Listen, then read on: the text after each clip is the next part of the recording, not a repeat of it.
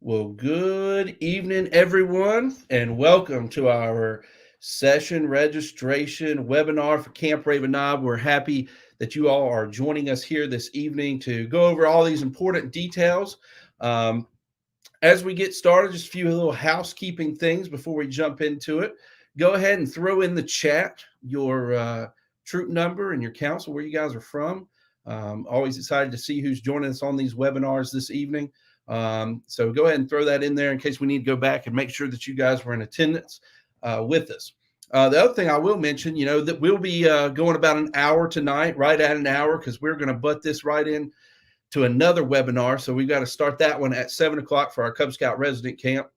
But be sure to throw that information in the chat. If you have questions throughout the night, throw those in the chat as well. If you don't want to answer here on live, that's fine. Just shoot us an email. Our emails, I think, are ticking below.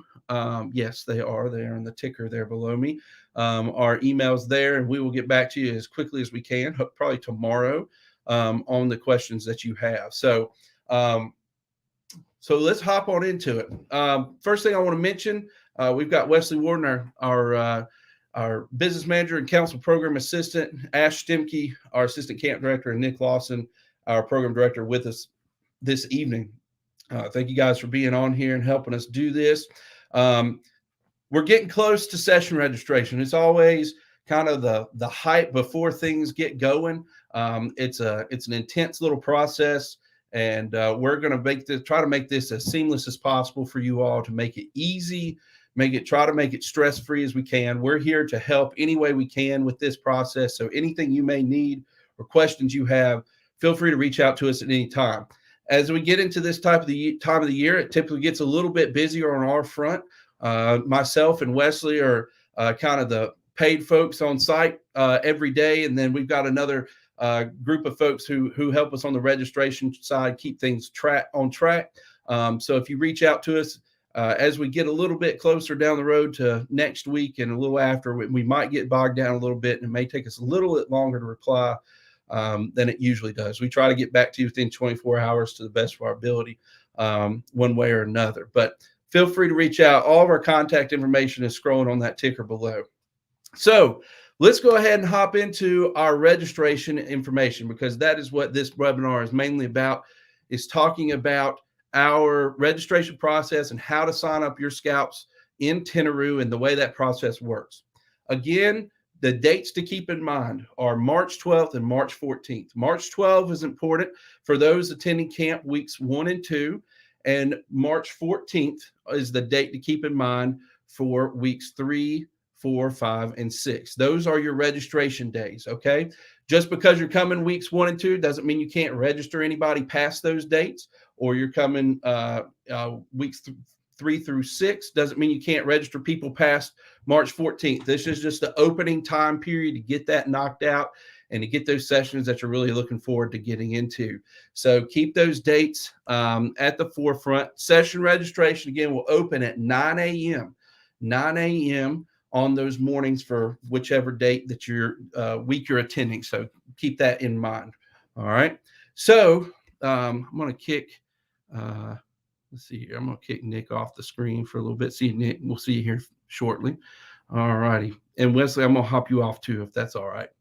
So we'll leave Ash here with me. So what I'm going to do, I'm going to share my screen. There we go. I'm not sure where Ash went. He disappeared, but that's fine. So we're going to do something a little bit different. There we go, so everybody can see. So to access Tentaroo, if you don't already have your Tentaroo login credentials, first thing I'm going to mention, if you don't have those, please reach out to us and we'll get you those as fast as we can.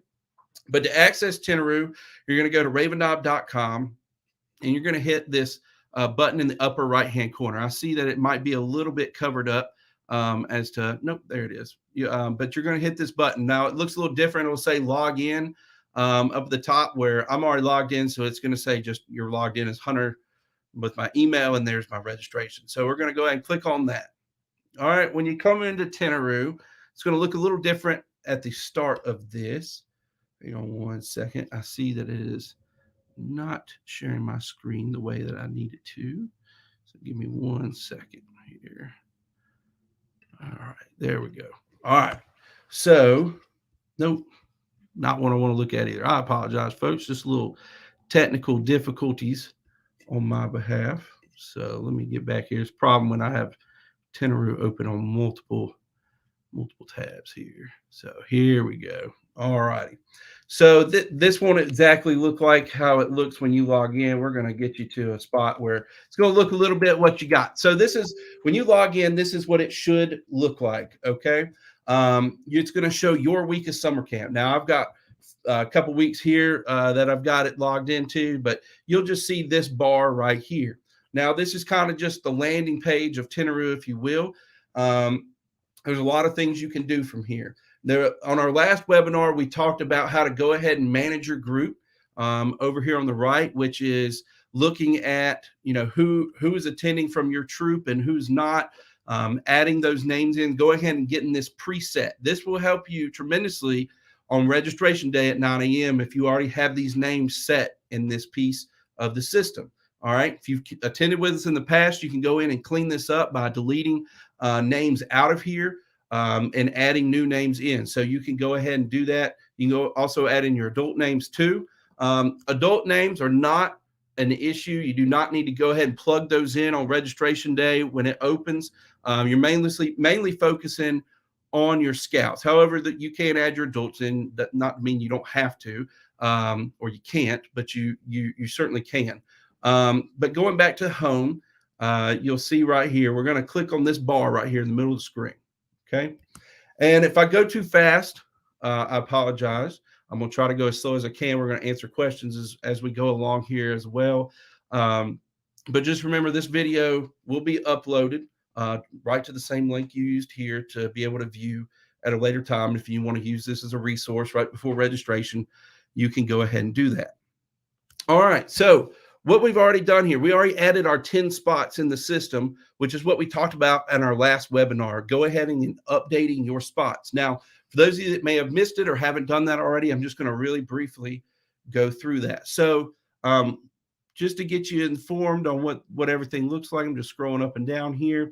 But to go ahead and say, hey, I've got 10 kids coming, I've got 30 kids coming, whatever it may be, what you want to do is go ahead and hit the Manage My Spots button. All right. To be able to register on either March 12th or March 14th, depending on your date, you'll need to pay $150 per scout that you have in the system. That's not a $150 payment for adults. We do not require any payment up front for those adults. That's part of the final payment that you can make. So it's just worried about the youth in the system of having $150 per kid in the system. So I've got this set to 10 kids just for practical purpose. I'm going to go ahead and bump it up to 12 because let's say I just joined over a couple new arrow of lights. So moved it over to 12. And with those arrow lights, I picked up another half week leader. So just going to adjust that. All right. I'm going to hit next. You will not see any of this stuff right here. And then it's just confirming, yep, I've got 12 youth, 6 adults. One more time. And then right here is where you can go ahead and do some payment stuff. But for practical purpose, we're just going to go back to the main screen here and hit complete. Now, when I'm here, it's going to go down here and it's going to say, this is my total balance. Okay. $42.10 is what I owe currently right now. All right. To be able to pay today and register on my given day, we're going to do 150 times 12. All right. That's $1,800. Now, many of you have already put in a campsite deposit. That campsite deposit is not an additional fee, just a deposit that goes into your overall total balance for summer camp. So most of you already have that $100 campsite deposit in there. So I will not actually need to pay $1,800. I just need to pay $1,700. Okay, so I'm going to plug that $1,700 in. Actually, it'd be $1,700. Confusing myself while I go along. All right. Yep. All right. And then I'm going to hit save. All right. So in the upper right-hand corner, you'll see I've got a little bubble right here that says that there is something in the cart. I can hit checkout. All right. What you're going to do here is scroll on down to the bottom. Okay. Update your billing contact, especially if you're paying by credit card or debit card. Update your billing contact that way because it's going to read that zip code just like it does at the gas pump or wherever else. And down here, you can plug in the information of how you're paying. It could be credit card or it can be an e-check. Okay. Just to again throw out this little tidbit of information, we always like it if you can. To pay by e-check, it's a less of a processing fee that we have to accrue on our end. Credit card fees are a little bit higher, so those e-check fees are a lot lower. So if you have the ability to do that, be sure to check it out and use that on our end. So just for administrative purposes, I'm just going to go ahead and plug that in. All right, it's going to bring me back to this screen. Okay, we're going to go back into the event. And then you'll see I've already knocked that $1,700 off. That's done. We're ready to go ahead and hop in and start doing merit badge registration. Now, for those of you that have already done it, you can't do merit badge registration yet. Again, it's on the 12th or 14th, depending on your week. But you can go ahead and we can start the merit badge registration process. Okay. So how do we do that? Well, that's the question. I see Ash has joined us back here. I'm just going to add him into the stream so that way he's here with me. Ash is like my fact checker. When I misspeak or say something a little weird, he's always there to back me up. So we're going to go down here and we're going to add a participant. This is specifically what you're going to be doing on the 12th or the 14th. If you haven't already made your payment, if you already have, then you're ready to start adding your kids in. If you're not sure, let's say you got 20 kids in your system, you made your payment, and you just want to be 100% sure you're ready for registration day with the kids you got in there and everything, and you want to make sure it all is smooth and ready to go, just shoot us an email, give us a call, and we can double check to make sure that you've got the right payment in there. Okay? So to add your kid to the event, what we're going to do is we're going to hit this add participant button. All right. We've got that done, and we are going to add in Miss Laura Colonna here as our first scout. Okay. Laura's a little bit older these days, so we're going to give it a little bit more realistic time frame here. We'll make her, we'll make her 14. That'd probably make a little bit more sense. So go ahead and add her in there. Now, one of the things that I mentioned in the last webinar is there's certain details we have to have before you can add your scout into the system. I need their name, their date of birth, their gender, and their shirt size. Those 4 things is what I need in the system to be able to register them. Okay. You'll see there's some other things in here that you can add in, such as contact information, rank, all of that stuff. You're welcome to put that in there. I just don't need it in the registration system. To save you a little bit of time, you can do that. Okay. So at this point, we're going to hit next. All right. It's this page right here is confirming that, yes, we're taking a youth participant spot. And then we are going to get into session registration. All right. This is what it looks like. This is pretty cool. And one of the things we have talked about in the last session was looking at that session grid saying, hey, what are all these numbers everywhere? What does that mean? And we're going to show you a little bit of a shortcut on how to do that. But first, I'm going to show you how to just do it regularly. Okay. So Laura Kate's coming to summer camp. All right. For instance, we're going to have her take our Raven Scouts program, first year program, and it's going to populate there on the right.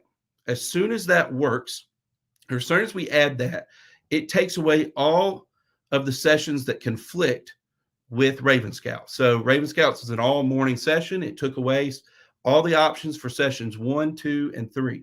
So now we have left all the sessions available for weeks or for sessions 4, 5, and 6. Okay. So we're going to take Raven Scouts, then we're going to take geocaching at 2 p.m. So it took out everything for the 2 o'clock time period. Then we're going to take archaeology, and then we'll go to free swim. Okay. You will not see this stuff right here. That won't pop up. I'm just on the admin side of things. All right. So you can see their full schedule here on the right. You hit the next button, hit complete. All right.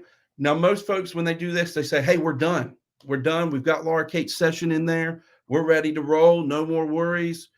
She's good. However, in Tentaroo, anytime that you have something in your cart, which is where Laura Kate and her sessions are sitting right now, they are still free game. For instance, just like Amazon, you got a lightning deal on Amazon, and they've only got so many things to go through. And you go ahead and add in your cart, and you come back an hour, well, the lightning deal ran out, and now it's full price or it's not available. Another good reference was somebody said it was like trying to get Taylor Swift tickets at our last one, at our last meeting. Yep, you got to be able to check out. Okay, so good practice is to check out after each scout or after several scouts that you enter. Just don't do it as a whole troop. Anytime you see in the upper right hand corner, all right, I've got my cursor on it. It's right by the StreamYard logo there. Anytime you've got something right there, it means that something is not saved. Okay, so we need to always try to keep that cart as clean as possible. So after each one, our rule of thumb is to go in and complete it. So once you've already added that $150 payment per person, you don't need to add any more money at this point. Okay, so it's going to say pay minimum amount required, hit checkout. All right, you're going to hit the place order button right here by Ash's head. If you can see it, hit place order and you're done. So Laura Kate's schedule is confirmed at this point. Okay, you can see right here that it's there. It's all good. All right, everything is there where we need it to be. Okay, now I mentioned this in our last session and I mentioned it before. Session registration day, some of the more popular sessions can go by very quickly, depending on if we only have a limited number of spots. It's popular sessions such as ATV, some of the shooting sports sessions, some of the more like swimming merit badge in the afternoon. Some of those things take some time, don't take a whole lot of time to disappear. Okay, they go by very quickly. What I want to mention to you all is if you get into that situation, all right, reach out to us. All right, don't go into full panic mode. All right, we do our best on our end to where we may be able to go back in, rearrange the schedule to make somebody's merit badge schedule fit. Okay, we can go rearrange things on our end. So don't panic, just reach out to us. And if it's been 30 minutes on registration day and you haven't heard from us, again, don't freak out. Let us do our thing on our end, because our job is to make sure that your scouts get what they need to out of summer camp. All right. The one thing I will mention is I can't make more ATVs show up. I know a lot of folks are excited about that program. We are restricted based off of the guidelines that we're given from National on how many people can be in an ATV session. And so we've got to follow that one very, very closely. So I'll mention that specifically about that session in particular. Okay. So just keep that in mind going into this, is that don't freak out. Shoot us an email and we're going to get back to you. It may not be in 30 minutes. It may be later that day. Okay. But we're going to do the best we can to make it work for you all. Okay. We're used to this. We're used to this system. We know it can get frustrating at times. We get frustrated with stuff at times. We're all on the same page, but we're here to work with you any way we can. And we just take a deep breath and rock and roll with it. All right. So for good practice, let's go in and we'll do another scout. Okay. Let's add another scout in. All right.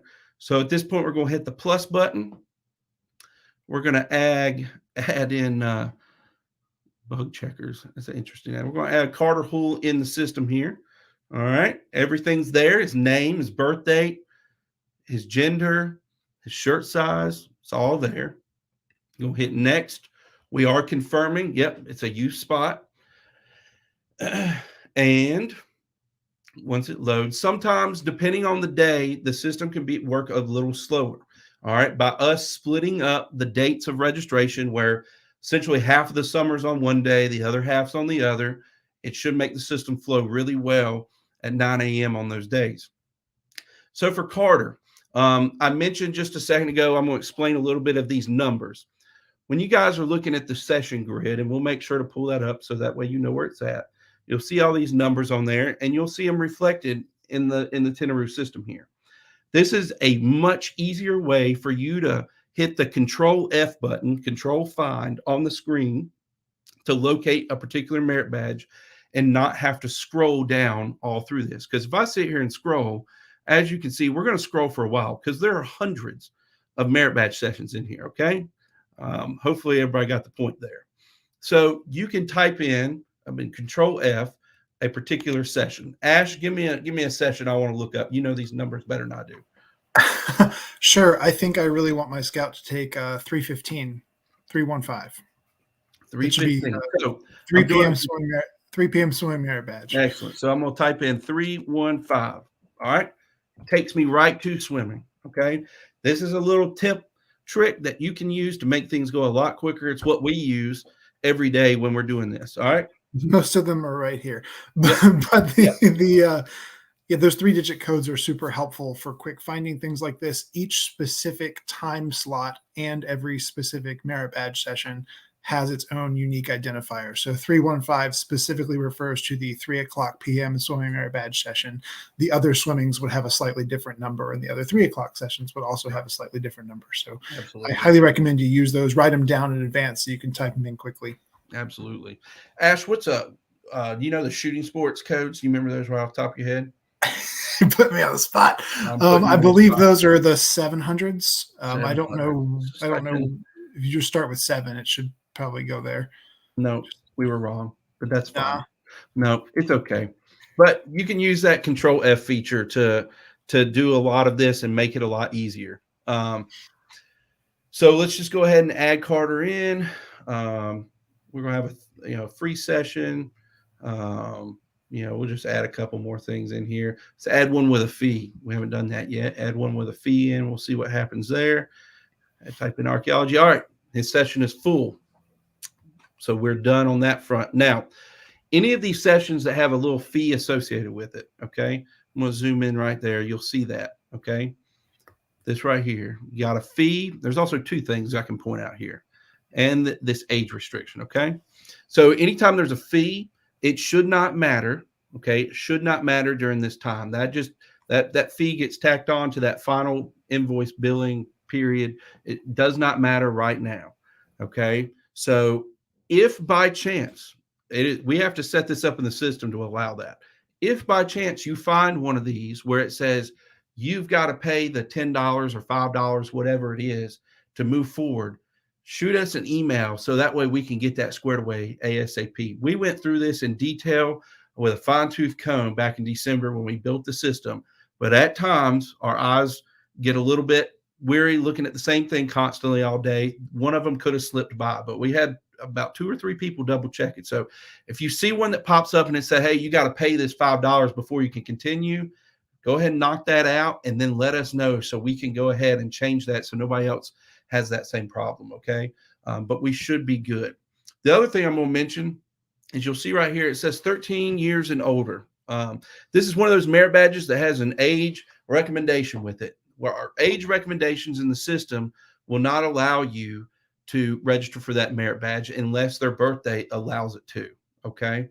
And Wesley's going to talk a little bit more about that, of how we go around that process and try to make things a little bit easier and what you can do ahead of time so that way we don't incur this problem at 9 a.m. on your registration day. So we've got we've built a little system to try to make it easier on folks. So you let us know what you need, and Wesley's going to talk about on how we avoid that. But if it pops up with one of these right here, that red bold letters right there, and that kid does not meet that age, it will not allow you to continue.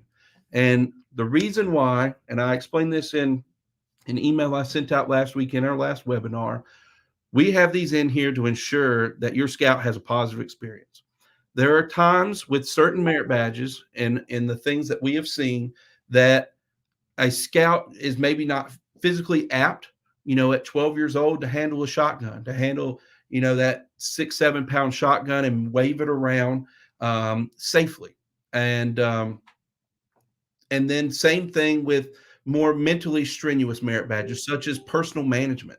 There are scouts that are 12 years old that maybe not able to fully grasp what that merit badge gives.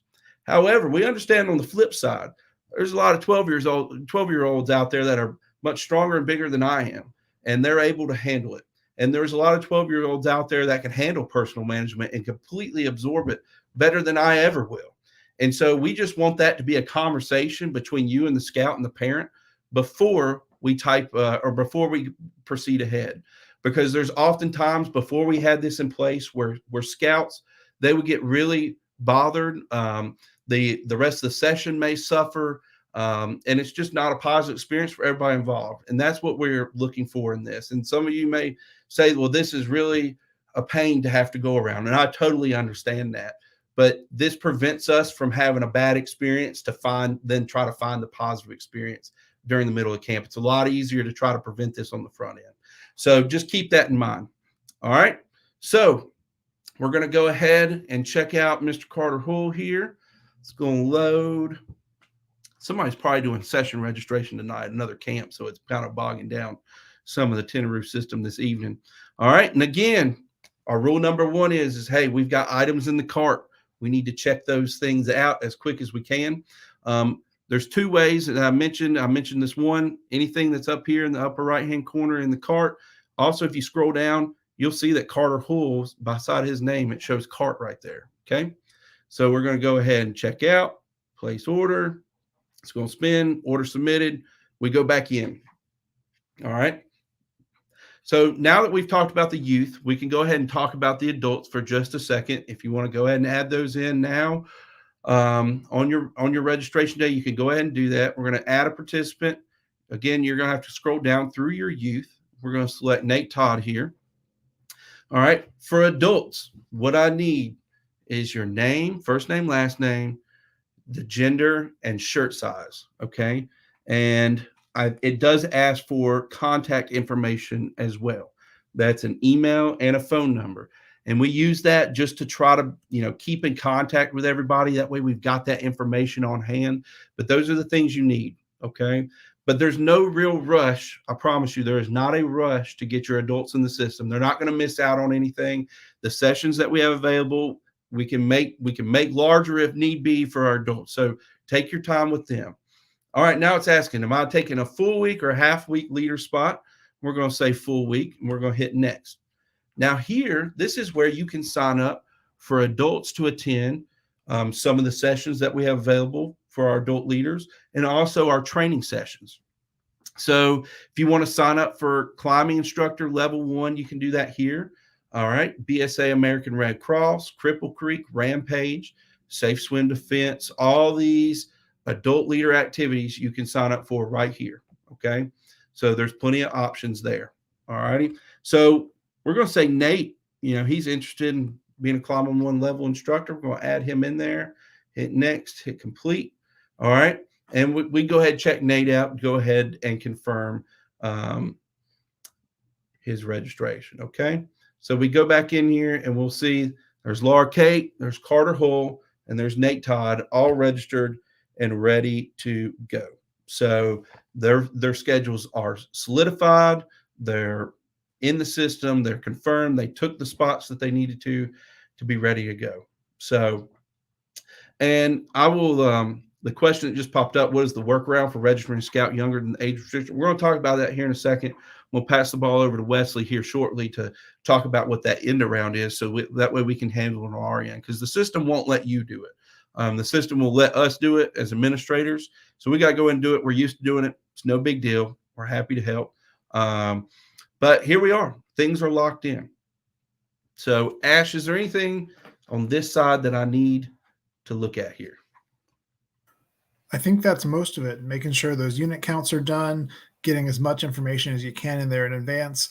And I'll reiterate the idea of going ahead and checking out just a couple scouts at a time, particularly the ones that are in those high demand sessions, which pretty much includes ATV, shooting sports. That's most of it, and perhaps swimming in the afternoon. I'll tell you, as a former aquatic staff member, the morning is a great time to go to the waterfront.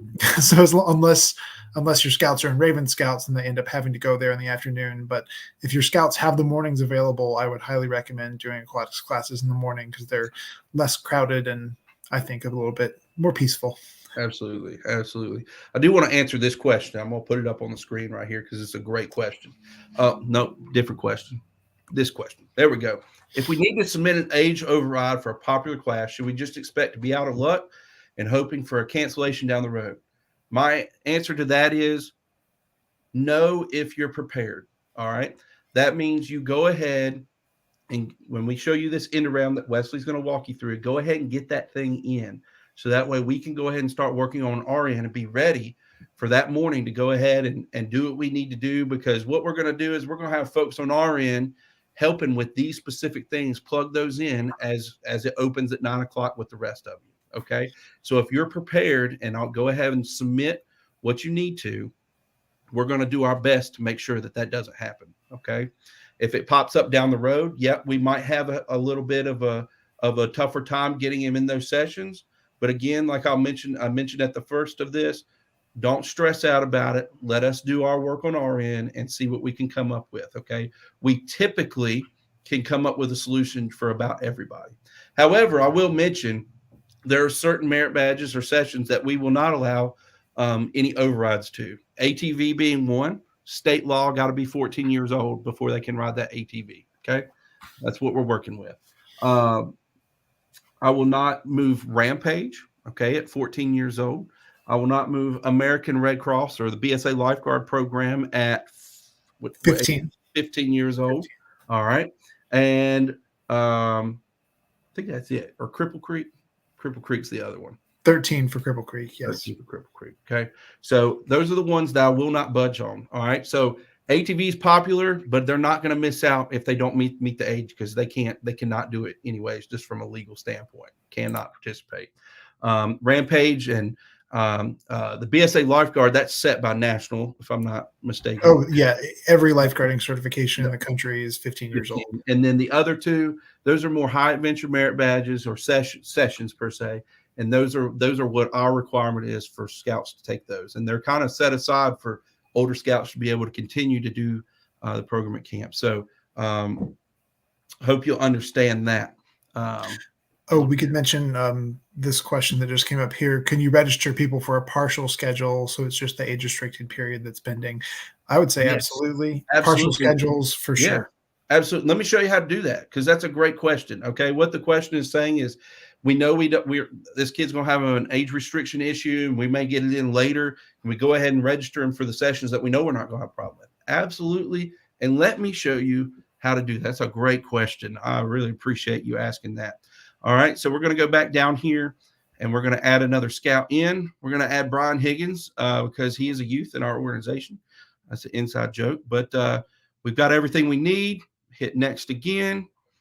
All right, we're going to load it up. So let's say that Brian's not old enough for shotgun merit badge. Let's just say that. So shotgun merit badge is either it runs for 2 hours, session 1 and 2, or sessions 4 and 5. Okay. The code for that is 771 if you'd like to search for it. Yeah. So we know that 771, we're going to have an issue, because let's say that Brian's 12 and he's not 13, not going to be able to take that one. So what we're going to do, we're going to omit that. All right. By scrolling back up to the top. All right. And then we're going to add in a free session. All right. We're going to do it for session 1 and session 2, because it takes up 2 sessions. Okay. Keep that in mind. And then we're going to go ahead and add the rest of the schedule in. All right. We're just going to add some random things here. All right. And we're done. So Brian is set with his schedule. We're going to go through the checkout process. Check out. Wait for that little bar to remove. Place order. All right. So now, if you need us to, you can shoot us an email or fill out the form that Wesley's going to talk about. And we can click on Brian's schedule here, and you'll see we got that free session added for sessions 1 and 2, where we can go back in and place that shotgun merit badge in there. Okay. So hopefully that makes a little sense. I thought that was a great question, really, because that's a easy end around to be able to work it on your end and not have to do a lot of work ahead of time. And that way you can work. If you're not ready to pull the trigger on something, you can go ahead and do this, and we'll work with you after the fact. So great question. One more thing I think we should mention as well is that whatever decisions you make on the first registration day are not permanent. You can go in over the next couple of months and make adjustments as you like. If you give one of your scouts their schedule and say, all right, this is what I think you're doing, and they go, but I don't want to take basketry, I want to take leather work. You say, all right, here you go. I'll fix it for you. And you can go in and do that yourself. Absolutely. And how you do that, since we're on that screen, I'll go back really quick.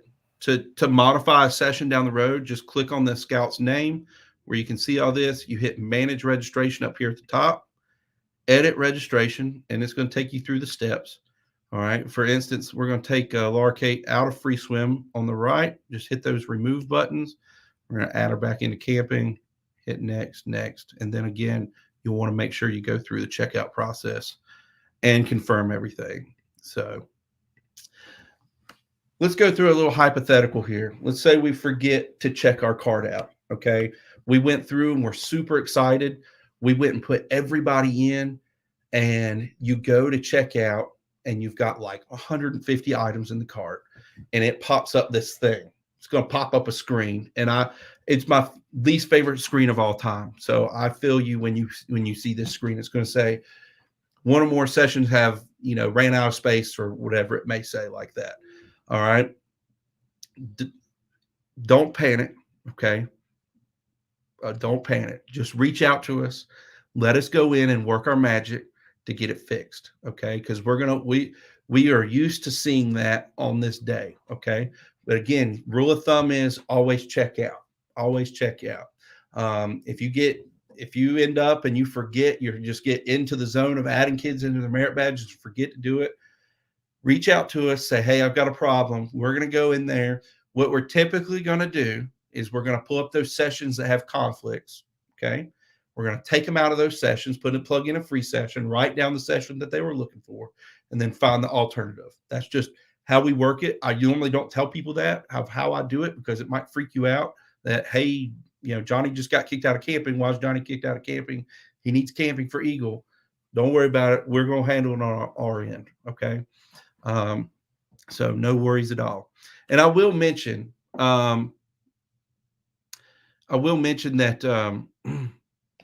before I lose my train of thought, I read a question, and I definitely lost my train of thought. So somebody put up a good question that got me sidetracked there.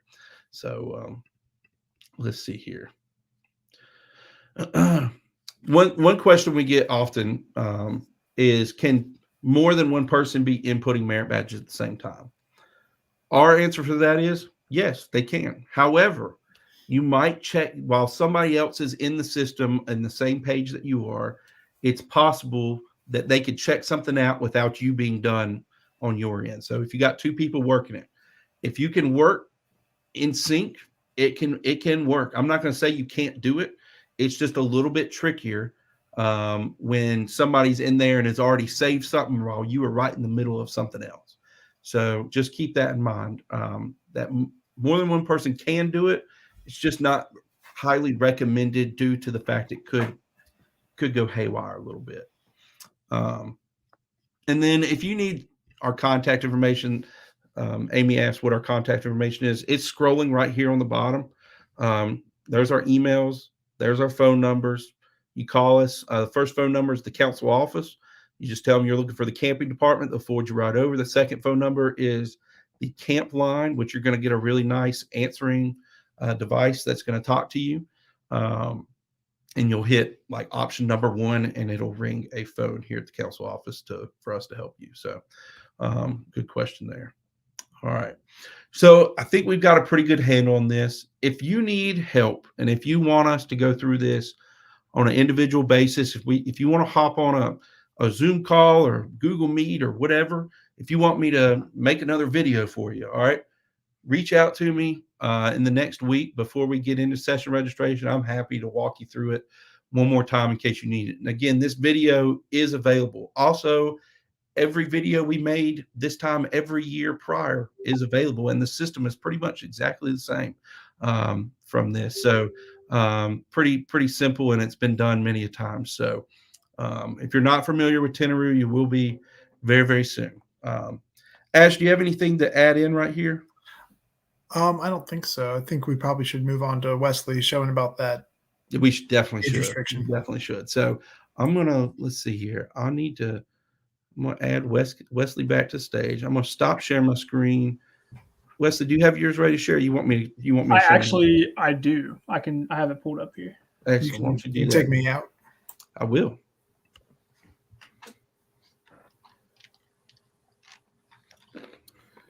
Is it showing the correct screen? That's up to you. I don't see it on my end. Here we go. All right. Is that the correct one? It is. Why don't you start at the home screen first before I add this up? Okay. So really quickly. There we go. All right. So Hunter's mentioned this kind of workaround that we use. This is just a way to help us stay more organized. So that way we're not searching our emails, just to make sure we cover everybody that's requested this change. And so we made this form to kind of try to be more organized and keep everything in one space.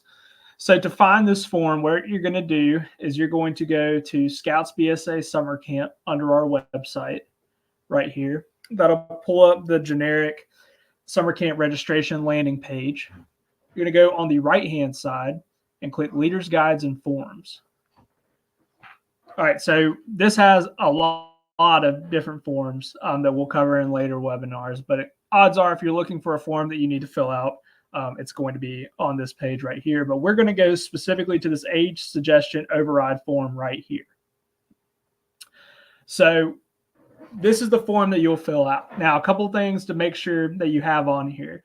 Definitely need, obviously, the scout's name and troop number, council, and the week. All right, that's just like basic information we can use to narrow down which scout is, from which troop, from which council. And then right here, it's going to ask for their full schedule.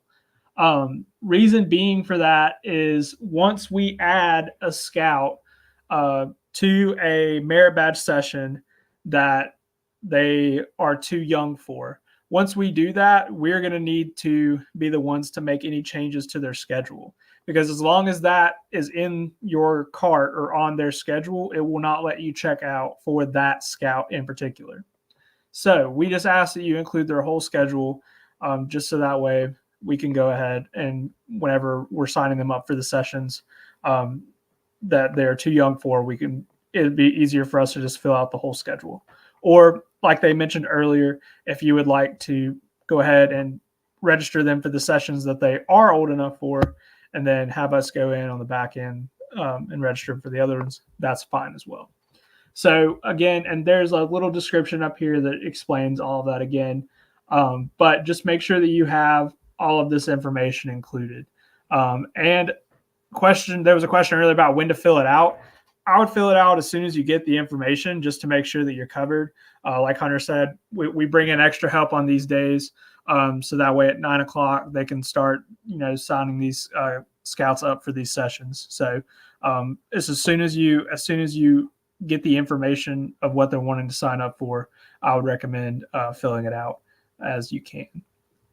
Another form real quick, I don't know if Hunter mentioned I'm going to mention it briefly, just to kind of hit on it again, is this, that's misspelled, but we'll fix that. Our transportation pickup form. If you are using Amtrak or the airport to get to camp and you need us to come and pick you up, we can do that. All we need for you to do is let us know when you're coming and hopefully what time you're arriving and what time you're departing. That helps us kind of build a schedule of who's arriving at when and where we need to pick them up from. Again, it's just another way that we can try to stay organized. So, and Wesley, I'll mention one thing. We've seen a few of these come in. We know we have several folks that are doing this. The sooner the better on our end to prepare. There's a few weeks where we're going to have a few more folks, and a couple 15-passenger vans will fit, and we'll be chartering essentially a motor coach to come down and pick you guys up. So the sooner the better, because we got to lock that information in sooner than later, of course, as I mentioned 4 times. But right. Yeah, just as soon as you can get that information in, it'll help us so we can go ahead and coordinate with our tour bus company that we work with to get you guys lined up. And there's some folks that come in on Saturday, some folks that come in on Sunday. So we're just trying to get that worked out, figuring out what kind of schedules we need to get our tour buses on and get our deposits paid with them. So if you're coming by that means of transportation, please go ahead and try to get that knocked out as quickly as you can. And I will mention, if you are coming this route and have indicated you're coming this route, talk to Amtrak. A lot of people are coming by train. Talk to Amtrak and work a deal with them. They work really good deals for, especially if you're bringing like over 8 people, the deals just keep getting sweeter and sweeter. The price keeps getting lower on that end. So definitely mention that. And call them over the phone. I would recommend doing that. Definitely. One thing I just wanted to mention, just because things that people ask a lot of times, if your home council uses Tentaroo, their system does not communicate to our system. So to access the Raven Knob system for merit badge registration, just make sure that you're on our website logging in through that portal, because sometimes people will be like, "Oh, I don't see the event," and they're trying to log in on their council's page. So just double check and make sure that you are on our website. Yeah, and if you want to double check that, just give us a call. We'll walk you through getting it set up. I'm going to pass the ball back over to Ash here. He's going to do a little pitch on Provisional Scouts for folks that may not be able to come when your troop's coming. They have an opportunity to come later on. So Ash, take it away.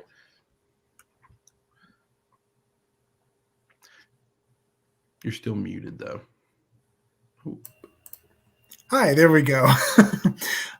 So if you would mind just kind of showing my screen over here, I can show one thing with you all. So one thing I wanted to mention about our program grid, this can be found on the website. If you go up to that top under Scouts BSA Summer Camp and click on Leaders Guide and Forms, there's a lot of stuff on this page, which we've talked about some in the past. But this thing right here, the program grid, that'll open up this window right here. One registration tip I wanted to mention, kind of coming from earlier, going back to this whole 3-digit code idea.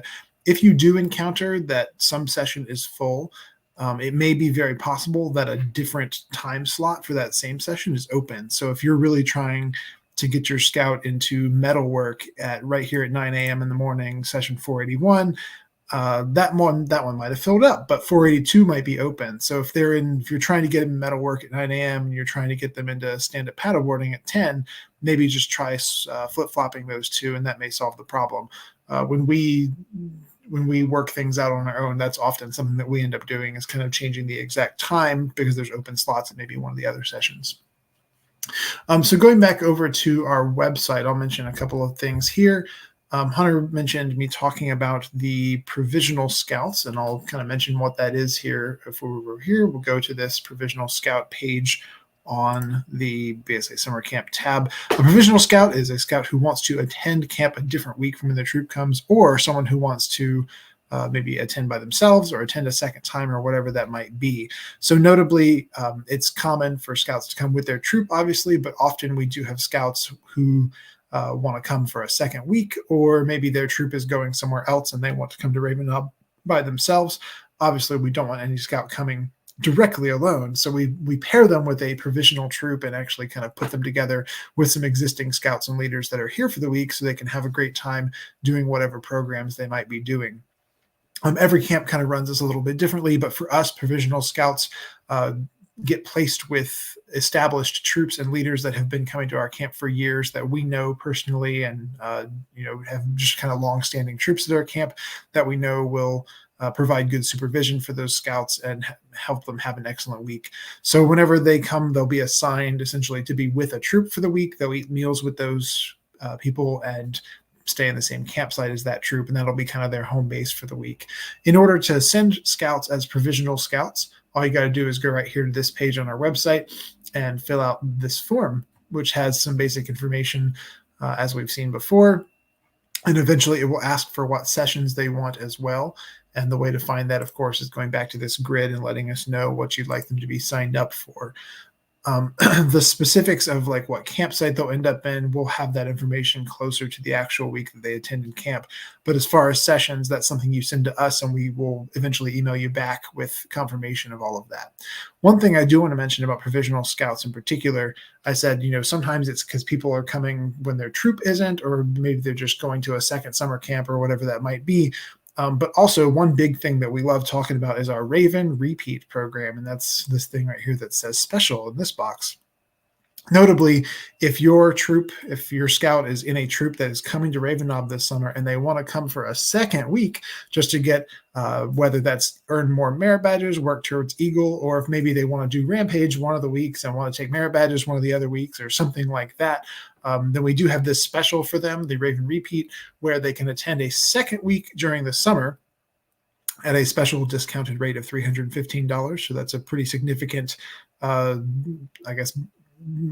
smaller price compared to a typical regular week of camp. So a second week is offered at a heavily discounted price there. And like I said, that's really great. I've seen scouts use this in the past when they are going with their troop for the week, either as a junior leader or maybe to earn merit badges or whatever that might be, and they want to come back a second week and, like I said, do the Rampage program or take BSA lifeguard or something like that, there's always some possibilities there. That repeat week does not have to be after you attend camp. So if you're planning to attend during weeks 5 or 6 or something, their Raven repeat week could be during week 3 or whatever that might be. Notably, it says here you can return for a second week of camp anytime after week 1. And so we do have open provisional / Raven repeat slots all those weeks. So fill out this form. If you have any questions about that, about availability or kind of what their week looks like, once again, feel free to reach out to us. We're glad to talk to you. But our provisional scouts have a great time. We certainly enjoy hosting them for the week and have seen lots of great success out of that in the past. So. Yeah, you might just become camp director if you come back like 4 or 5 times a summer. So you never know. That's how I got my start at Raven Knob, was just attending more times than the staff probably enjoyed having me, but nonetheless, we'll enjoy having you guys there. And it's been really cool to get to know a lot of scouts that attend multiple times during the summer. They've kind of become part of the camp culture and family. We've got certain families that come, essentially they do a Raven repeat at the end of the summer every year and have such for a long time. So it's cool to continue to build the Raven Knob family a little bit and build it up. So if you have scouts that just have a great time and they decide midway through summer, hey, I want to come back at the end of the summer, by all means, sign them up. So that will never close that option. So take advantage of it. I'm going to pass the ball at this point back over to our program director, Nick Lawson, who's just going to drive home a little bit the guides that we have and the resources that they can be for everybody. So, Nick, do you want me to share my screen for you? Yeah, please. Yeah, go ahead and share that screen. Cool deal. Give me 1 second here. We'll get it pulled up. Bingo. All righty. Okay, so we've seen this navigation a few times now, but what we're going to talk about is where you can find those leader guides, program guides, and the parent guides. So under Scouts BSA Summer Camp tab right there, you'll see the leaders guides and forms right there. We'll click on that. And right first thing you see are those guides right there for your disposal. You'll have your leaders guide, your program guide, and then a guide for your parents who have some questions as to where their scout is going and whatnot. What we'll move on to now, we're going to look at our Rampage and ATV requirements. We're going to drive those home. We'll go ahead and click on Rampage right there, the program supplement. Give me 1 second. Yeah, go ahead. Pulled up a different tab. I gotta figure out how to do this a little better, but we'll start. There we go. All right, cool. So right here, you'll find all the information regards to the Rampage High Venture program. Just giving like a quick overview, your schedule layout, and things that your scout will need to bring as they go onto this quite an experience. Moving on, if we go back to the Raven Knob page. 1 second. Coming back to you here. Boom. Cool. And then under the program tab up at the top, we go down to the ATV experience. That'll bring you to our ATV page. So as we're scrolling down, you'll see a list of things that your scout needs to bring with them to the session and to the week if they arrive at Camp Raven Knob. Your long sleeve shirts, your long pants, your safety equipment. But at the bottom 2 bullet points are probably the most important. A completion certificate from the ATV Safety Institute course, the e-course, which is that little blue link down at the bottom. You can access that link and take that certificate course. And then down at the bottom, we have our ATV hold harmless agreement as well that scout needs to complete. Absolutely. Thank you, Nick. And these are things we're probably going to reiterate in every one of our webinars, just because these are big program pieces that you're going to want to get knocked out. And even though not everybody's taking ATVs, we definitely want to mention it with what's going on. So let's see here. I got two things that I want to mention. I'm going to bring Wesley back in. Two things I want to mention. The first one,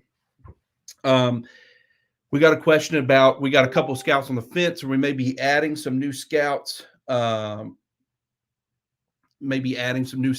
got some crossovers coming. We may have already gotten them, or they're coming down the road. Can they still attend? Absolutely. The numbers you put in right now and on registration day, or through April, those are not final. If you guys need to add more kids, if you said you were only going to bring 10 kids to scout camp or whatever it may be, and you end up getting a whole new flock of Raven Scouts, or sorry, I call them Raven Scouts, of crossovers into your troop, by all means, go ahead and get them signed up for summer camp. Go ahead and get that going. They're going to need that experience coming to camp. So if you guys can work with them, we'll accommodate them on our end in every way that we need to. So by all means, definitely do that. If you got scouts on the fence, go ahead and get them signed up. If we need to change things up as things go down the road, that's not a problem. We will continue to add scouts. We don't want a scout to sit at home while the troops at camp, because we didn't have room or anything like that. The more information we have sooner, the better. However, we get down to it, and you got a kid that shows up on Saturday afternoon when you guys are doing your last, walk through for summer camp, whatever, and they say, well, I'm not signed up. I want to go to camp. Go ahead, give us a call, shoot us an email. We'll get them plugged in. We'll get them a schedule, and we'll make sure they have a great time at camp this summer. So keep that in mind. The other thing I want to mention, we were a little bit on the fence about getting this done, but I think we finally are getting all of our details in a row and getting our ducks on a row. But we have listened to a lot of our leadership of different things that they want added to summer camp. And this is mostly for our adults. With Philmont and Seabase and Northern Tier and other high adventure opportunities out there, they always require to have somebody who's wilderness first aid trained, or multiple people wilderness first aid trained as we go forward. And so this summer, we will be offering wilderness first aid training for adults. We're super pumped about doing this. We've got our instructor, Donna Ream, who's very excited to be offering this. You guys have been asking about it for years, and so we are finally going to make that happen. However, it's not in the system yet, and we'll get that information out later on, and we'll promote it to you all. But keep that at the forefront, is that we will offer wilderness first aid. It will have limited spots because there's only so many people that can take that course at one time, but it'll be done on Thursday and Friday. It'll be certified through ECSI, and ECSI has a hybrid program, all right, where you do, I think it's 8 hours online ahead of time, and then you come do essentially the practical pieces in person. So we're super excited about this opportunity. Again, it'll be during kind of scheduled programming time on Thursday and Friday, and then we're gonna leave some reserve time at the end on Friday to make sure all of our leaders that are taking the course are prepared and ready to go with it. But we're super excited about offering that. We hope it's a benefit. We hope it continues for a long time. We get a lot of interest. But those of you that are planning to go to these national high adventure bases, that number of required wilderness first aid people is about to go up, or is going up as we speak. It used to just be one person on a trek. Now it's multiple folks. So we're happy to offer this and get it out there. Can answer a few more questions here before we move into our Cub Scout webinar. If you have a Cub Scout pack, I will mention, you got a Cub Scout pack looking for Cub Scout resident camp, by all means, get them signed up to come to Raven Knob. It's June 12th through 15th, and we are searching for Bigfoot. We haven't found him yet. Our hope is that we do find him during the time of June 12th to 15th at Raven Knob. We'll see if we can. But by all means, promote that to your Cub packs or families in Cub Scouting to come join us with that. So I want to answer this last question. Who is the best cell phone carrier at Camp Raven Knob? So a little bit of information. A year ago, our good friends at Carolina West, which is, most of you are like, who is that? It's a local cell phone company in the Surrey County, Wilkes, Watauga, Ashe County region of North Carolina. It's a local cell phone company. Generously donated and installed a local, kind of more local cell phone tower to camp. It works really well from about the dining hall to the aquatics area, and a little bit of places around. So it may not reach all the way to your campsite. However, it can work a little bit closer, and it works with pretty much most carriers. There was one or two few carriers here and there that did not work well with it. I can't remember right off the top of my head. I think it was some different ones. Yeah, I believe we found AT&T was probably the weakest, but Verizon has been pretty decent for years. Yeah. I know T-Mobile, Sprint, Google Fi, things like that are pretty decent these days as well. But with the tower, I mean, AT&T worked fairly well. So I was able to do what I need to down in camp and answer phone calls without an issue. And we do have Wi-Fi in, many places around camp to be able to accommodate those things. So, well, listen, folks, those of you that were on our Scouts BSA call for Resident Camp, we are excited to have you. We appreciate you being here tonight. That is the end of our session for this one. Our next webinar will not be on the first Monday of April. It will not be on, I believe it's April 1st. It will not be on that date. It will actually be April the following. It'll be on April 8th, the following Monday. So be sure to cue that in. I know we said every Monday, but I'm going to be out of town, and though I trust my group here, I just feel like I just need to be a part of these webinars because I mean, I'm the star of the show, so I can't miss a good webinar, So somebody's got to dryly talk to you all for an hour at a time. So our next webinar will really just focus on programming, required documents, and making sure we're on the same page, talking about check-in procedures, what the first day is going to look like, what the last day looks like, and the rest of the schedule in between. So we're going to start focusing on the fun stuff. We're going to get this registration behind us. We're going to get on to the good stuff here in the next few months. So if you need us, call us. We're happy to help any way I can. But at this point, we're going to move into our Cub Scout webinar. We're just going to take like 2 minutes for our Cub Scout folks so I can go get a drink of water. So I don't want my mouth to be too dry and start coughing here on the screen. So feel free to hang around. We will start at like 7:05. Let's start at 7:05, just a few minutes behind. But we're going to deliver Finding Bigfoot here shortly. So thank you, folks.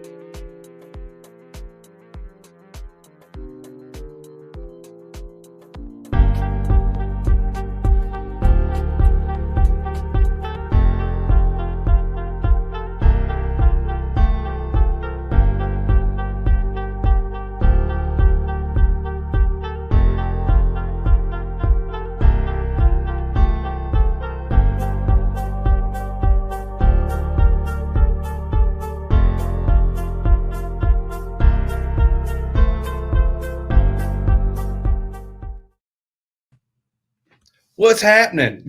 That was awesome. All right. You find new features on StreamYard all the time. That was sweet. So a little intermission music, then the good old countdown to get us excited for Cub Scout Resident Camp 2024. And we are pumped for finding Bigfoot this year.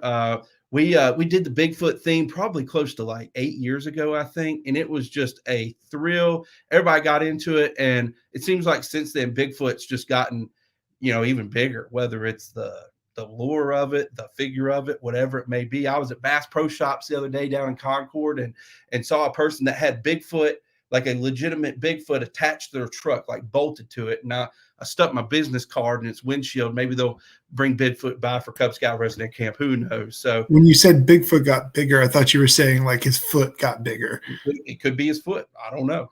Could be something. We don't know yet. We're going to have to find out June 12th through 15th at Cub Scout Camp. Who knows?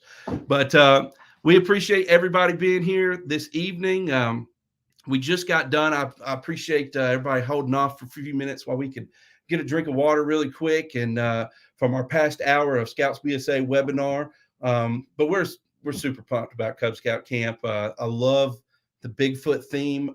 It's definitely one of my favorites, and I hope it is for you guys too. So one of the things I found difficult with it is normally we order all sorts of like party supplies from Oriental Trading, and they don't have any Bigfoot supplies. So we're having to come up with some creative stuff on our end to get in the mood for Bigfoot. So I expect to see some Bigfoot outfits at campfires and things like that. So come on down and let's get into Cub Scout Resident Camp and our Finding Bigfoot theme. Tonight, we've got with us Wesley Warden, our Council Program Assistant and Business Manager for Summer Camp, Ash Stemke, our Assistant Camp Director, and Nick Lawson, our Program Director. This is going to be a pretty brief webinar, probably under 40 minutes is what I'm going to go for because that's what I did last year. So we know it's 7 o'clock. We know somebody's got dinner cooking somewhere, and we want to find it, as quickly as possible, and I definitely do. 'Tis the season for dining, so let's hop right into it. So first thing we're going to do is we're going to talk about the website just for a minute. So Nick, Wesley, I'm going to remove you guys off the screen. All righty. Give me 1 second here. Let me get the right page pulled up. All righty. So this is the website, ravenknob.com, the place where you can find everything we hope that you need to be prepared for resident camp. To find all the Cub Scout information, what you're going to do is go up here on this top bar here, and you are going to click on Cub Scout Resident Camp. Click on it, and we've got the countdown going. Once it decides it wants to load, I may have spoke too soon. There it is. All right. 99 days, 16 hours, 100 days out. That's awesome. We're getting closer. We did not plan for it to be the 100th day out, but it just how it fell down the chain here. So couple of things that you can find here. Most of you have done a really good job of going ahead and, number one, registering your pack to be a part of Cub Scout Resident Camp. If you've not done that already, just to give us an idea, hey, I'm coming, there's a little link right here. It says register now. So if you click on that, it's just a sweet, simple little form that you got to fill out. It doesn't require any money down. Just says, hey, I'm pack 276. I'm coming to Cub Scout Resident Camp. Plug in your information there, your contact information, and how many people you anticipate coming. So that way it gives us an idea of what to plug into a system and what to expect. So if you haven't done that already, go ahead and knock that out. So going back to the home screen here, we can also find our Leader's Guide. Our Leader's Guide for Cub Resident Camp is where you can find all the details for program, registration, what day of the life is at Raven Knob. So we're going to hop into that really quickly here before I get into the registration side of things. So we're going to do this. I've got to actually stop sharing, and then we got to reshare again. Here it is. All right. Finding Bigfoot. This is the Leader's Guide. It's been updated from year after year to make sure that it's got the most relevant information for you all. Scrolling down through here just to get through some of this stuff right here. We'll stop right here really quick. Our dates are June 12th through 15th. Our camper fees are listed right there for both Scout and Leader. If you happen to bring a den chief with you, their price is the same as Leader pricing. And then our timeline is we try to have in the system $50 per scout by April 25th, and then the remaining 5/23. So try to work with us a little bit on that and getting your numbers and your names inputted in the system. We'll go through that whole process here shortly. And then our registration for Cub Scout Resident Camp opens on March 25th at 9 a.m. So you guys can hop in there and go ahead and start registering your scouts. But if you haven't done so already to review this document, please do so, because it's got a lot of good information on how everything kind of works for Cub Scout Resident Camp. You know, registration things, registration at a big, long glance. So we try to get before April 25th, we get in the system, $50 per scout paid. You can pay by credit card, you can pay by e-check. What one of the things we like to do is also encourage just sending a check to the council office. What that does is it helps us avoid some of those credit card and e-check processing fees and puts more money back into the program. Each year we spend a lot of money with processing fees, and just sending a check in helps us avoid a lot of those things by not having to do it. So it definitely helps out quite a bit. As you get down through there, it talks a little bit more about some of the dates that are important of getting final payments in and all that good stuff. Keep scrolling down.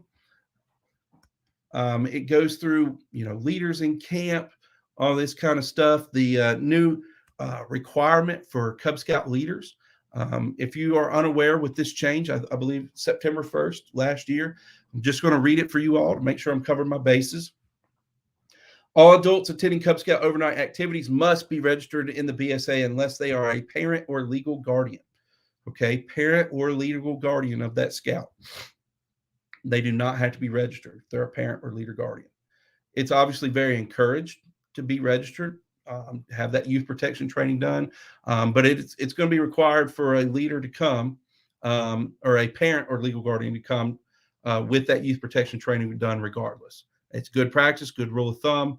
Go ahead and have those parents or legal guardians, even though they may not have to be registered, to have that youth protection done. If they're a grandparent, you know, adult siblings, aunts, uncles, adult family members, friends, whatever it may be, if they are not the direct parent or the legal guardian of that child, they need to be registered in the BSA. That's a paid position, all right, with a completed background check, which means this isn't something that you can do the day before you show up, all right? It usually takes about a week or so to get that done, maybe even a little longer, to get that background check completed. And they must have youth protection completed as well. All right. So most of you are probably aware with that new, aware of that new standard that they enacted last year. So let's make sure we're keeping that at the forefront going in to 2024. All right. Talk about campsites, you know, correspondence, medical forms. For Cub Scout Resident Camp, each scout and leader, anybody that's in camp, must produce a Part A and B of the BSA medical form. Part A and B does not require, again, it does not require Part C, which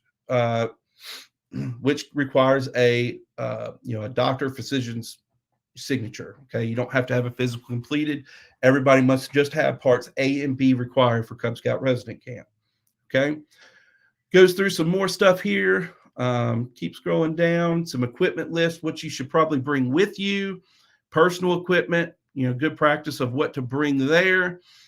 What happens when we get to resident camp? So when you guys arrive to resident camp, if you've not been with us before, you'll go through a check-in process. That check-in process, you'll check in at the front gate and go straight to your campsite. There you'll be met by your pack guide, who will then take you around camp, and get you familiar with the settings. Part of this process, you'll do a pack photo if you've elected to do that. You'll go by the aquatics area to do your swim checks. We'll talk a little bit about that later on. Ash, if you want to add that to your list of something to talk about. So you'll go around camp and get a little bit familiar with everything, okay? The first meal that will be served at resident camp is dinner on Wednesday evening, okay?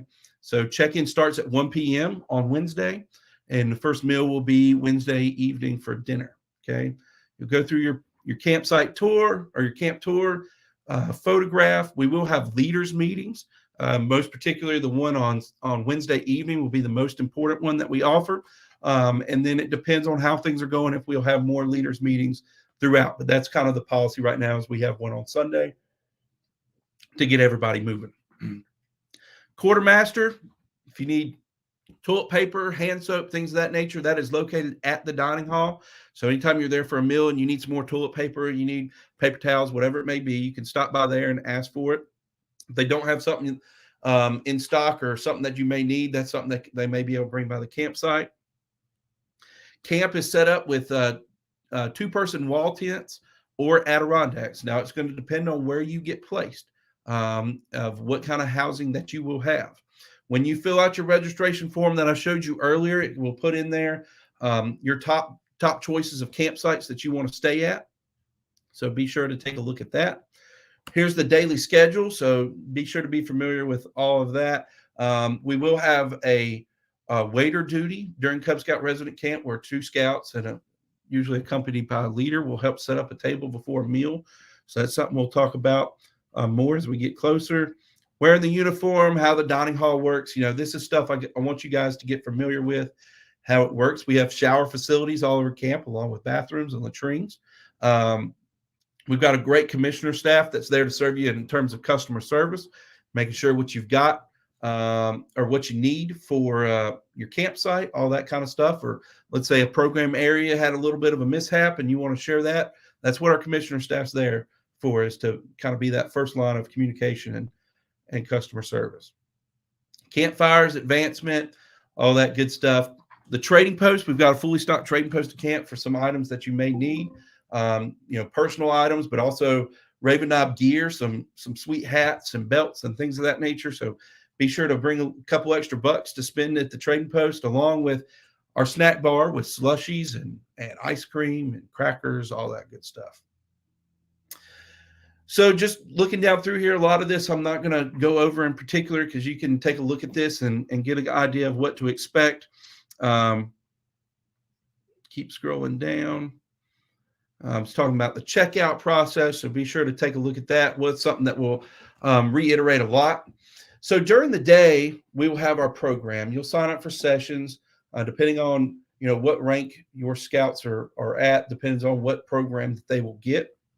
In the evening, though, we've got different activities that they'll be able to participate in, and that's for Thursday night. That can include free swim, knob hikes, fishing, some open handicraft type things, playing Frisbee. There's all sorts of things we do in the evenings. Now, the biggest change for this year is we've got that brand new Cub Scout program that's going to roll out with a lot of new changes. Not everything changed, but a lot of new changes. And so we wanted to make sure that the things you're doing this summer are the new program and not the old one, since it rolls out on June 1st. So be sure to take a look at these offerings. For our Wolf and Bear program, they will go through each one of these programs. You're not going to sign up for, I'm going to do Let's Camp Wolf and Archery Wolf. You don't sign up for those. You're going to go through each one of those as part of that program. However, I'm going to scroll down here. Our Weeblos and Arrow of Light programs, you will sign up for those sessions, and we'll show you how to do that in particular, which ones you guys want to sign up for. So there's lots of different options, new options that we've got. Anything that you see right here, let's say like high-tech outdoors and knife safety. When you sign up for that, let's say on Thursday, you would be in high-tech outdoors, and on Friday, you would be in knife safety, kind of a dual thing. If you sign up for engineer, you're going to take that both days at that particular session that you signed up for. There's 4 sessions for everybody. For our bears and wolves, again, that program will be given to you of where you need to be when you check in, and that'll be given out at leaders meeting on Wednesday night, of where those wolves and bears need to be. They'll be assigned to a walking group that they work together for the entire week. It'll be members from your pack and also some members from another pack, more than likely, depending on how many people you have. Could just be members of your own pack, and you'll be assigned those stations. Now, with this, with your Weeblos and Arrow of Light, you will do those same sessions each day, unless it's got that dash in there. It's got 2 different things, like BB range and ultimate Frisbee. Thursday morning for that morning session, session number 1, then maybe at BBs, and then the next day at session number 1, they'll be doing ultimate Frisbee. And all of these, where you need to be and when to be there, will be given to you at the leaders meeting on Wednesday. So be sure to check all this out. We've added some new stuff here. Like one of the things I'm pumped about and slightly terrified is we're going to do cycling with our Cub Scouts. So be sure to take a look at that. We do require our participants bring their own bikes for that, just because we're not used to working with the smaller scouts on cycling, but we've got a top-notch cycling staff at Raven Knob that is really pumped to offer this and work with our younger scouts on doing cycling at camp. Now, they won't be doing any sort of crazy mountain biking or going into anything crazy. This is Cub Scout appropriate, so we'll make sure that this is safe and secure for everybody involved, all right? So be sure to take a look at all this and understand it. But this is the Leader's Guide in a whole. Take a look at it, read it over, so that way you're well-versed with what's going on. One of the things I forgot to mention at the start was just a little bit of housekeeping for these webinars. If you have questions, be sure to throw it in the chat below, and we'll go ahead and answer those live for you. Also, feel free to go ahead and put in what pack you're from, what council you're from, and what city you're located. That way, we've got a little bit of tabs where everybody's joining us tonight. So if you want to throw that in the chat now, knock yourself out. All righty. Let's see here. Ash, I think I stole your thunder by going over Leaders Guides and Forms. So that is totally fine. You've done the Leaders Guide. Yeah, I'm still going to push to you talking about like swim tests and all that. So we'll go to that here in just a second. But go ahead with what you were going to mention. Oh, no, that's what I was going to say. I'll get to some of those things here in just a minute on that Forms and Guides page. You finish up what you need to. So, again, take the time, review the Leader's Guide, make sure you're well-versed with it. If you have any questions, reach out to us. Our contact information is scrolling down there below.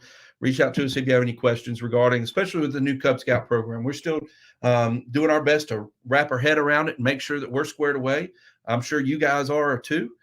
So we're going to give this a good go and make sure that we're prepared on our end to deliver this new program to the best of our ability and set the bar high for what those programs should be going forward with this new Cub Scout program, because it's very new to everybody involved. And if you haven't looked, if this is brand new news to you, not a concern, you need to go check out on scouting.org, and you can see all the new Cub Scout program that's going to roll out.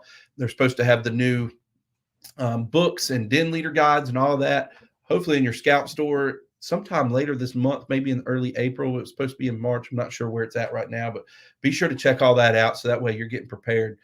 Side note from Cub Scout Resident Camp, just being prepared for that new Cub Scout program, especially there's some really cool changes I think involved with it, with whether it's whittling chip that they've changed, or that arrow of lights are now considered a patrol rather than a den. So getting them ready for the Scouts BSA program. So lots of good changes. And if you haven't checked it out, by all means, be sure to go check those things out. National's doing a lot of webinars that you can attend that goes over all the details there.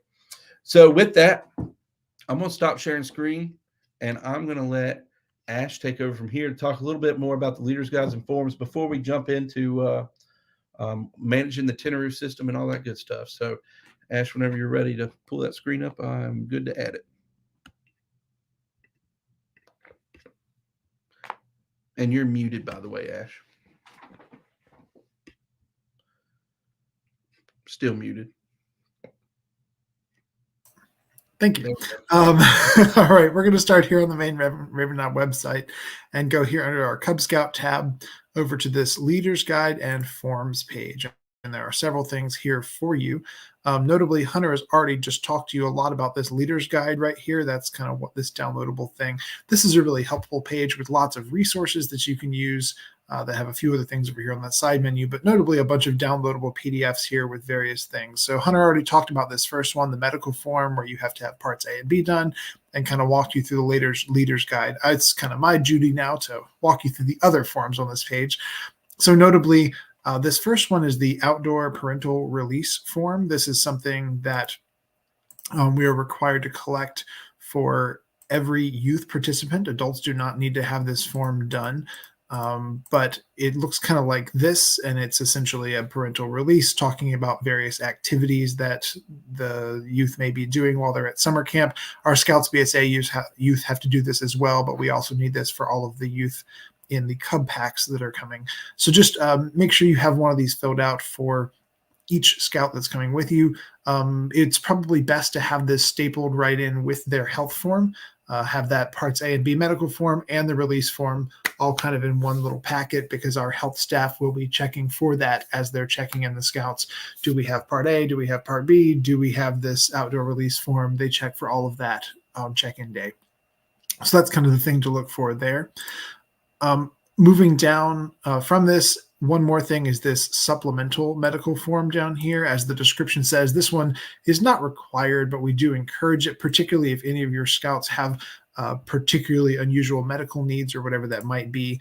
I'll show you what this form looks like. This is, once again, optional, but if any of your scouts have particular medicine or food allergies, or there's particular medications that they have to take regularly, any kind of other health information, there's some information on here. Perhaps some over-the-counter medications you don't want administered, whatever that might be. So anyway, if parents or guardians or leaders have any questions about this, feel free to ask, but this is an optional form if there are more medical things you would like us to know about any of the scouts. I'm just getting away from those for a second. There's two more on here, and these are more for your unit as a whole as opposed to individual scouts. The first one is this special diet form. This one is right here. If you have adults or youth in your unit that have any sort of special dietary needs, and I'll kind of show you what this form looks like here. I'll pull this one up. This one talks about kind of how our meal process at the dining hall works, and if you have any scouts or leaders in your troop with dietary restrictions, you fill out this form to let us know what your needs are, and that way we can be accommodating of that. Our dining hall staff is awesome, and they are very good at accommodating many typical dietary restrictions, such as vegetarians and gluten-free, dairy-free, things like that, or any allergies to shellfish or whatever that might be. We get all kinds of stuff every summer. However, we can only be accommodating of that if we know about it. So this is why this form is there, so that you can give this to us, and we can therefore have our dining hall staff order the correct food. So you just kind of fill out the people's names in your unit and what those particular needs are. I will say as well, if there's a lot of restrictions as far as a very specific type of diet, or maybe someone who has very severe allergies or whatever that might be, you can just contact us and let us know what's going on with that. There are some times where we have scouts or leaders sort of bring some of their own supplemental food if there are particularly unusual restrictions or whatever that might be. And we do have facilities to help store some of that if there's any need for that. If you have any sort of unusual case that's not a typical, like it says here, vegetarian, kosher, gluten-free, allergies, whatever that might be, if you do have any supplemental needs, feel free to just reach out, and we'd be glad to work with you and kind of figure out a solution that works for you. But this is just one form per unit that we would need. So just give this to us at least a week before you arrive to camp. That way we can keep track of what's going on there. There's even a drop-down menu here, so you can change your campsite as you fill this out digitally. And if you click the submit button, it'll actually open up an email for you to actually send it in to us, but you also can just literally email it to registration@ravendove.com right there. That's what this submit button does as well. So moving on from there, one more that I'll talk about is a swim check form. That's this one down here. There's actually a page on our website about swim checks. I don't think it's linked over here right now. I can probably get that added in later. But notably, here's what the swim check form looks like, because everybody likes to go swimming, myself included. But as you probably know, within the BSA, there are numerous different swim classifications, really just three: non-swimmers, beginners, and swimmers. Non-swimmers are anyone who has not completed one of the swim tests for beginner or swimmer, and here are the specific swim tests from National that need to be there. As far as how this goes, typically sort of the default procedure is that during the check-in process on Sunday, your unit will come down to the waterfront, have a little orientation where we get everyone used to the facilities and where those things are, and then your youth and adults have the opportunity to do their swim test for the week. Here's a couple things that I'll say on that. First of all, many units, particularly in Scouts BSA, but we certainly encourage this with Cubs as well, many units choose to do their swim tests prior to coming to camp at a pool, or maybe even at a lake or some sort of situation there prior to coming to camp. This saves you a lot of time on check-in day because then you don't have to put on your bathing suit and come down and swim on the first day of camp, which kind of helps speed up the check-in process and make things a little bit hectic. So we highly encourage you to do this if you have the opportunity to arrange time to go to a pool and get your swim checks done or whatever that might be. All you'll need to do then is have one of your unit leaders who has one of these qualifications right here. We have them kind of listed right there. These are trainings that do teach you about the swim tests and what those things involve. And you can go to a place and under Safe Swim Defense, administer those tests, get the ability groups checked off on here, and then fill out these things on the bottom where it says the test authorizer, date, and things like that. This form, just like the dietary form, can be submitted in advance if you email it to us. Well, there's also a place to submit it on the website, but you're also welcome to just bring it with you. We often have people arrive to the waterfront on check-in day and hand this form directly to the aquatics director, and that is totally fine and a very typical thing, and that'll allow us to go ahead and color those buddy tags and mark everyone's swim classifications so that you don't have to go swimming on the first day. This all being said, something that I'll mention because this is a Cub Scout webinar specifically, I'll tell you that in the way that we run our Cub program, in the wolf and bear levels, each of those scouts will have the opportunity to come to the waterfront at one session during the day on the 2 days of program. And those daytime programs for the wolves and the bears, and really the webelos as well, are open to all scouts of any swimming ability. We have options available for all of them. We heavily emphasize the use of life jackets, which are some of the requirements for those things. And anyway, we want to make sure that every scout has a great time at the waterfront on those days. So don't think that your scouts have to pass the swim test in order to do aquatics during the week. Nothing like that. Scouts BSA is a different story. Many of those sessions do require the swim test for participation. However, at the Cub level, everyone is welcome to participate. If you or any of the other leaders in your troop want to participate alongside your scouts, you are very welcome to do that. Throw on your suit, come down with them during that program time during the day, and they'll have the ability to do that. Now, where the swim test does start to matter a bit for Cub Week is in the evenings when we offer, or really just the open evening, the twilight activity evening, that should be on Thursday night. We do offer an open swimming and boating time. However, in those open swim, free swim times, the swimming classification is held to these particular standards here, particularly given, I mean, that's what we have to do under Safe Swim Defense, and to make sure everyone is safely swimming in water that's appropriate for them, we want to make sure that those swim classifications matter. The reason I mention all this is I feel like often people are like very I guess almost nervous about either getting the swim test done or making sure that their scouts have the opportunity to do this. But I just want to assure you that the one time during Cub Week that this matters is if they want to swim in the deep water during free swim time. If they want to splash around in the shallow water during free swim time, they don't have to pass the swim test to do that. If they are going to come participate in their session with the rest of their pack during the wolves and bears time, they don't need to pass the swim test to do that. We've got our program worked out so that that safely happens without the need of them to pass the swim test. So the swim test is not particularly important for Cub Week, and I'm just letting you know so that you're not kind of scrambling to get all this done and thinking it's a much bigger deal than it actually ends up being. I think that's about what I have as far as swim tests go. Going back to our forms over there, that's kind of most of the forms on this page. I think that's about all I got in that regard. So, Hunter, you have anything to add to that? No, I'm good. All right. Thank you, Ash. So at this point, we're going to jump into Tentaroo and accessing all of that information and whatnot. So biggest thing is if you haven't filled out your reservation form to attend yet, you may or may not know your Tentaroo login to be able to access Tentaroo. And we'll walk you through that process really quick. To access Tentaroo, what you do is go to ravenob.com, and in the upper right-hand corner, you'll see right here where I'm already logged in. You'll see this right here.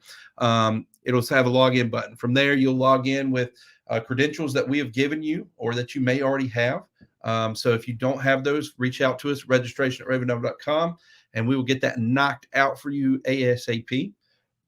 So be sure to take a look at that when you get a minute. So I'm going to go ahead. I hit the login button right there, and it should pull up this screen. So once you log in, it'll show up this screen. It will show that you are registered for Cub Scout Resident Camp. If you haven't already submitted that online form, though, let me know, and that way we can get it to pop up. Or it's not there, just reach out to us. We'll get it all added in. Now, when you send us that registration form, you put in anticipated number of scouts that you're bringing. We've gone ahead and populated that into the system based off of a ratio that makes sense. So it may be like there's a little bit less adults than you were anticipating, or a little bit less scouts than you were anticipating. We can go in and modify that as you need to. So just let us know. But for planning purposes, we go ahead and plug in a number into the system. And when I do that, it obviously populates a pricing for you all, your total balance, if you will. So this is what it should look like when you get in here. To go ahead and hop into the event, you hit on this bar right here and log in. And this is kind of the home screen, if you will, for the event. So what you're going to want to do to add your scouts in, again, you can go ahead and do this if you've got your $50 paid. You can go ahead and knock this out and register your scouts starting on March 25th at 9 a.m. So you'll go in and you will add a participant. Scroll right down here. If your numbers are different up here than what you need it to be, you can hit this Manage My Spots button. And let's say we're going to go ahead and bring an additional 2 scouts and another 2 leaders as well. So we just had some folks join the pack. We'll beef our numbers up a little bit, and we're going to bring a den chief. Might as well go ahead and add that in. You're going to hit next. You're going to hit next again, and then next one more time. So for planning purposes here, I'm just going to go ahead and check out to keep these details straight. All right, so go back into it. So at this point, we're going to add a scout to our registration. Now, if you've done this before, nothing has changed. It's exactly the same as it was in previous years. So scroll down. You're going to hit Add Participant. All right. I'm going to add Scout Adam Moore here. What we need for Cub Scouts, we need the following things in the system to allow you to log or to check out here. I need a Scout's first name, Scout's last name. Having their date of birth is optional, but it would be preferred to have that. Their gender and their shirt size, because every participant is going to get a Finding Bigfoot t-shirt along with their registration. All righty. It's also going to ask for a phone number. We do this because with Cub Scout age, someone may not be coming with a parent. That way we've got that in this system, even though we're going to have it on their health form. It helps us out with that. And what we ask you to do, it's going to ask you for that emergency contact information down here as well. But what we really like you to do is update this rank information. Okay. So people coming in June 1st will be into their next rank. So if right now they're a Weeblo going into summer camp for 2024, they are going to be an Era of Light. So make sure that you're keeping this up to date with what rank they are. So we're going to keep it Era of Light there. Though it doesn't matter in the system, it won't block you for anything. Now that did something very interesting. It did not allow me to register for sessions, probably because that button isn't on yet. So in about 5 seconds, I'm going to have that ready. So I'm going to hide this really quick. Yep. All right. Just give me 1 second while I get that squared away, because I don't know why that's not there. So just give me 1 second here. I guess we just haven't populated it over yet. So 1 second.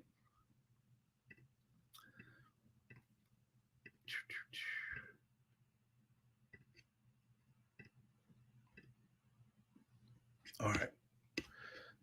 All righty. Give me 1 second here, and boom, boom. All right. We're going to act like this never happened. So we're going to hop back in here. Here we go. All right. Now, there will be one thing that has to change in here before you get in there on March 25th. So I just learned something that I had forgotten about to do. So we're going to go back in here. We're going to add our participant in right here. We're going to select Adam Moore. Again, we've got all their information in there. We're going to hit next. We're going to hit next again. And this is where you'll be able to sign up for their sessions. Now, one thing you'll notice in here, it doesn't have that updated program quite yet. So that's the one thing I'd forgotten to do, is update the new programs that we've added. However, for demonstrational purposes, it's going to be exactly the same. So for our Area of Light and Weeblo Scouts, again, I mentioned you'll sign up for those particular sessions. Okay, so there's 4 sessions a day, and you'll go to those sessions on Thursday and Friday, and they're scheduled in blocks 1, 2, 3, and 4. So let's say I've got an Arrow of Light and I want to sign them up for engineer. Okay, it's going to take away all the other options for that scout for session 1, and now we're on to session 2. And let's say we're going to do bouldering and climbing session 2. So we're actually going to go to bouldering on Thursday and then climbing on Friday. And we scroll down, and then let's see here. We're going to do ultimate frisbee and BB range session 3. So we'll go to ultimate frisbee on Thursday and BB range on Friday, and scroll down a little bit more, and we'll do build it. I know build it, I think it's changed, but nonetheless. So you won't see this right here, but you'll see the full schedule over here on the right. Hit next, hit complete. Now, here's the thing. What that has done is put your Scouts item in the cart. All right. Your cart has to be checked out for everything to be confirmed. Just like buying stuff on Amazon or trying to get Taylor Swift tickets, as somebody mentioned last webinar. You got to check out before it's confirmed. So what we're going to do, we're going to hit checkout, and then we're going to hit this place order button down here at the bottom that's blocked by Ash's head on my screen. So if you scroll back down through here, you'll see there's Adam Moore, and their schedule is plugged in. Now, one of the things I do want to show you is if you have a wolf or bear attending and what that program looks like, how to sign up for it. So you go back in here, we're going to add in Nate Todd. We've got all their information in there, which is great. We're going to hit next. We're going to hit next again, and we're going to sign up Nate for the wolf program. So the easiest thing to do, you can scroll down and find it, but you can also just do a command F or control F, which is the search button, and we're going to type in wolf, and it pops up the wolf program. Okay, again, that wolf program is outlined in the leader's guide as what sessions they'll be taking, and that information will be given to you of where you need to be at leaders meeting on check-in day on Wednesday. So we're going to go ahead and confirm and place order. Now, in the system, you can pay with credit card or e-check. Again, as I mentioned, feel free to send in a check to avoid some of those processing fees on our end. It's something that we do give away, but we also understand it. Again, it helps the program by not having to pay so many processing fees. So we've added our 2 Scouts in there. Their schedules are confirmed. To add an adult, let's do that. We're going to add myself as an adult here. It's got my name, my first and last name, my gender, my shirt size. Don't fit in a medium anymore, but that's okay. It's got my contact information here that you're going to need. Okay. And then we're going to hit next. And it's confirming what kind of spot I'm taking. If you've got a den chief coming, even though they're a youth, you're going to want to put them in your system as an adult. That's one little thing that you want to remember. Hit adult, hit next. There'll be nothing here actually that you guys will see. Hit the next button, pay minimum amount, complete. And we're going to check out one more time. And done. All right. So I've added an adult. So that all of that is completed. So you'll see that we've got our 2 Scouts, we've got an adult added, and that's the registration process in a nutshell. Again, those programs will be updated to reflect the new stuff. It's just something I hadn't gotten around to yet. But once you are log in on March 25th or thereafter, that'll all be accurate in the system. So pretty easy overall. Not too complicated. If you just want to make that $50 payment, the one thing I will show you is you can hit that pay other amount. I'm going to bring 7 kids, so that's $350, deposit. I do not need a deposit for your adult leaders or your den chief. That's just part of the final payment that's due. All right, hit save, and then it'll let me check out that $350 payment. Once I click here, you'll see it there. So to keep my books right, I'm not going to do that for right now. All right. So that's the Tentaroo system in a nutshell. That's the leader's guide, the required documents, the whole overview, kind of our Cub Scout program. Just looking over my notes here to make sure I've got everything that I had written down. And I do want to answer any questions. If you guys have any, feel free to put them in the chat. I've got one right here that I do want to answer. Can a grandparent come to resident camp and stay in a tent with their grandson if the grandparent is registered with BSA? And the answer to that question is no. Only a legal guardian or parent can stay with a Cub Scout in a facility. Okay, that's part of the barriers to abuse. If you want to look that up to get the official definition, but that's the rule of thumb there on that front, is it's got to be a parent or legal guardian to be able to stay with that scout. Here's a question right here. Can you define den chief? Absolutely. So there's a couple different meanings of this from my end of things. A den chief typically is somebody who is in the den chief position. And that position is obviously in the scout troop rather than in a pack. Their job is to work directly with the Cub pack and, work with the kids and things of that nature. But a den chief often comes along to assist the pack, with additional leadership. They gain leadership skills and work at camp or work with the scouts at camp and things of that nature. So it's a Scouts BSA kid registered in that den chief position is what that is. However, there's times that a kid's not specifically a den chief, but you've got a scout who is willing to come help out, walk kids around with, other leadership and just be a presence in the campsite. And that can fill that role as well. But that's what we call as den chief. And it is up to you as the pack to decide what that is. Okay. But it needs to be somebody that's registered in the Scouts BSA troop. Okay. Great question. All right. And that's pretty much it. If there's any other questions, feel free to put them in here. We'll just give it a second to see if any others trickle in. But that's our Cub Scout resident camp. If you haven't filled out that form yet, be sure to do so. We can get that information over to you as quickly as we can. We'll add Wesley and Nick back to the screen here. But any other questions, feel free to ask. Nick, Wesley, you got anything you want to add? I would just add that if you're looking for an opportunity this spring, we have an awesome spring in the scouting program. We're going to camp, we're going to fish, and we're going to hike in some order there. But you can sign up for that by going to our council website, oldhickorycouncil.org, and then it'll be in the banner up there. So feel free, come join us. It'll be a fun time. Absolutely. Yeah. April 5th through 7th at Raven Knob, both in council and out of council packs are welcome to attend. It's more of a laid back weekend for the most part, but we've got some really great programs. We've got some really good fishing that happens on that weekend, more particularly defined by the patch is always a fish on our patch, but it's a new event we started. This will be the 3rd year. So we're really excited to have it for 2024 and welcome you guys to come and attend. So I don't see any other questions coming through at this point. So I am going to call it an evening. Appreciate you guys being on this tonight. And if you have any questions, again, feel free to reach out to us at any point in time. Happy to help any way we can. Keep adding those kids into resident camp. We'll continue to take them up until the end, adding them in because we don't want a scout to go without a great summertime program. So thank you for what you do back home. Scouting's only 1 hour a week, and I took that hour tonight. So hope that's it for you for the rest of the week. But thank you for being here, and we will see you very soon. Thank you, folks.